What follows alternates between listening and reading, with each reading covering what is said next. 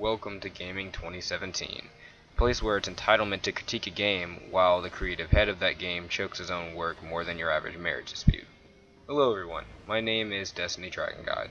See, I, like many others, are going to be playing the Destiny 2 beta, whether by skepticism or hope. I'll let you decide after you watch this video which one it is.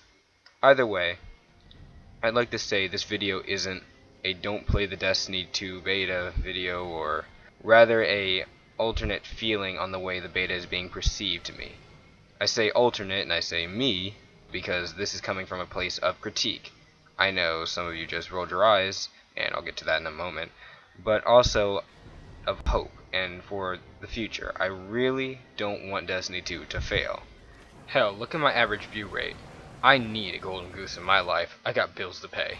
I critique to hopefully make it better. Either that or take it out back with a ruler like a child in school in the 70s. Either one works for me personally. So, where do I begin? I start reading about the beta, right? Getting details, dates, you know, the usual no life formula, and I sit back in my computer chair with an eyebrow raised, mildly confused after reading this. You know, it's probably just not all the information are available right now. I watch a popular community lore member, and guess who's talking about the beta as well. Now, for this next part, imagine an analogy. We're on a boat, right? We're on a ship. And surprise, surprise, no one seems to notice the ship we're on has some holes, big holes, and is currently being told the holes either aren't there, or they will be fixed in port. Funny thing is, port's a few days away, and there's no indication at the moment, even if they got the message that, hey, there's holes in the ship. Also, the inhabitants are prone to panic and cannibalism, so you know, we're fucked either way. The beta, in this context, would be the ship. Most of you ask why I chose this analogy, or rather, why I'm talking about boats and ships. And it's totally not because I'm about to go on a boat or ship tomorrow. And that was just in my mind, so I said, hey, let me make a ship analogy. No, it wasn't that. I chose this analogy because all you need to do is hop on your average Bungie forum to see the player base and how they react with different updates and changes to the game, i.e. Crucible, patch notes, and forum would make the Donners blush. Secondly, it outlines my biggest gripe, at least with the beta. The beta, or at least what they've been declaring as the beta, is not sufficient enough to give anyone a true feel for what is different in Destiny 2 to Destiny 1's child. So far, all the activities, Homecoming Mission, Crucible Game Mode, and Machine Penetrator are all stuff we've seen, which inherently isn't the problem, since most of us haven't played the stuff yet. However, none of it is the new part of Destiny 2 that the developers have been mouth-breathing for the last 3 months. Where is Lost Sectors? Where is Adventures? How is the patrol going to change and be more interesting than the barren landscape of go in, get some materials, and farm for 4 hours, or go in and get a mission because you need to hit that next point in Vanguard rank? How is it going to be different? How is it going to be more interesting? And you say the maps are going to be a whole wombo combo supersized bigger than what we have now, but we haven't seen any of it. The obvious excuse here would be that they want to save it for the final release, but not only does Bungie and Activision not have the benefit of the doubt in this case, or best track record with that, but let's be honest here. If your argument is they need to save this content for the full release of the game, and if they didn't, it would somehow undermine the amount of content that's in the game by a large stretch, Destiny 1's beta, then we have a whole nother conversation to talk about right now. And that means a lack of content, again. And even I don't think they're that stupid. Well, maybe Activision. Yeah, Activision. They're probably that stupid. But not most of Bungie. Some, but not all. Anyways, before down to Destiny 69 and DD Oryx hole getting on me about entitlement because deserving a better product is somehow, as a consumer, not good now and is wrong, or because there's other smaller betas it can't be critiqued. Just listen, this complaint doesn't come out of my butt either, alright? No, last night's Mexican surprise saw to that affirmation. They've done this before with Destiny Child 1's beta. I mean, they had a lot of stuff in there. Call the main game what you want, generally negative, but the beta was pretty good. The original beta had 4 to 5 story missions. a few sweaty arenas to fight each other in, and a strike that took about an hour. I say it took about an hour because most of us were still trying to either figure out the game or didn't have enough DPS to kill that damn Devil Walker. I know someone out there just knows that pain, but I'll just keep holding on. A patrol map where you could endlessly shoot into caves, and all of this was coupled with leveling up your Guardian to a level cap of 8. Not only was this significant in the amount of stuff to do in about, I think it was a 2-week period, maybe I'm wrong about that, maybe it was a week, it also allowed everyone, for better or worse, to see what the game's flow was going to be.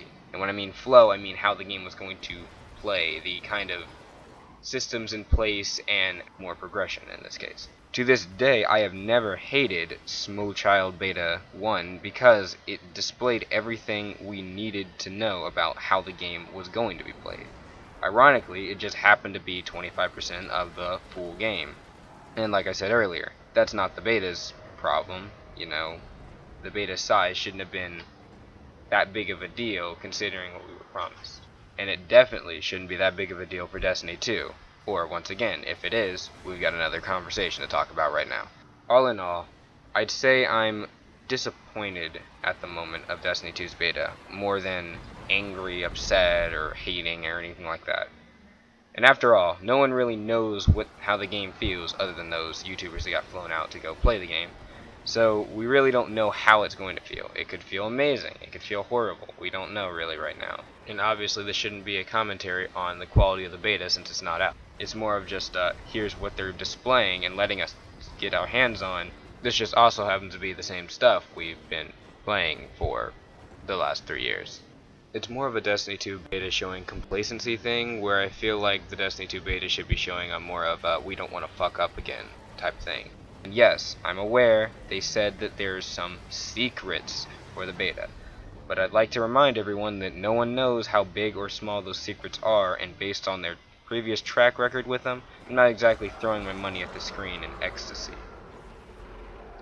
Anyways, thank you for watching. Once again, this isn't a don't play the beta thing. I want everyone that's going to it, should say, not don't force yourself to, but everyone that's going to play the beta, especially if this is all the content we're getting for the beta. Because after all, if it is, you're going to have to make a decision on a significantly cut up experience. It's not going to display most of the new things that you know you'd probably be buying for. But still, play, and get the feel for the game. Because hopefully they encompass that important part of the game, right? Which is the feel and getting to know the progression of the game. Anyways, thank you for watching. Don't forget to follow my channel and subscribe, leave a comment and a like if you enjoyed, or an educated rebuttal if you didn't. And I know that's like asking for water in the Sahara Desert, but still, try. Please. Anyway, all I'm saying is, be careful of hype, so you don't get underwhelmed, and I imagine for the most part it'll be fun. And I'm sure most Destiny players will be happy to know their long-term relationship with Insanity is going to continue. Isn't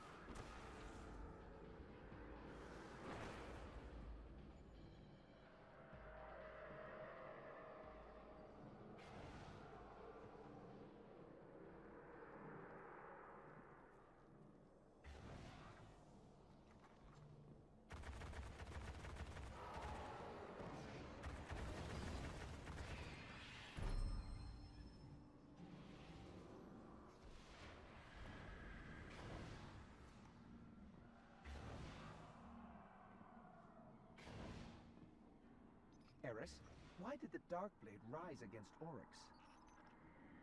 The wizard Varrock was his mate. He slew a legion of thralls in her name, marched on the king's throne, at the head of an army built on hate and pain. How romantic.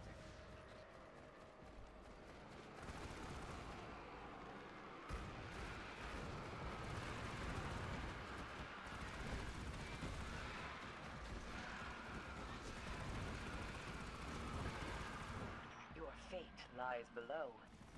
Embrace it.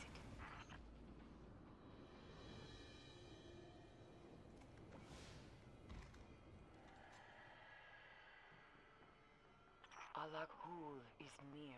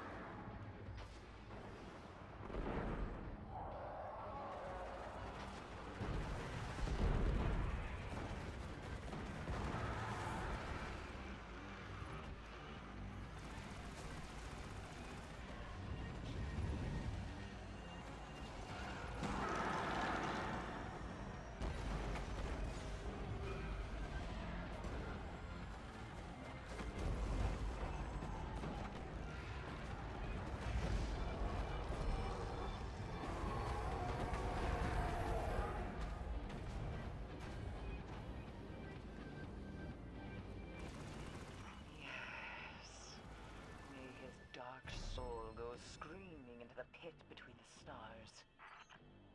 The creatures of the Hive are treacherous, vicious, but they can still fall to infighting, to petty distractions of the flesh.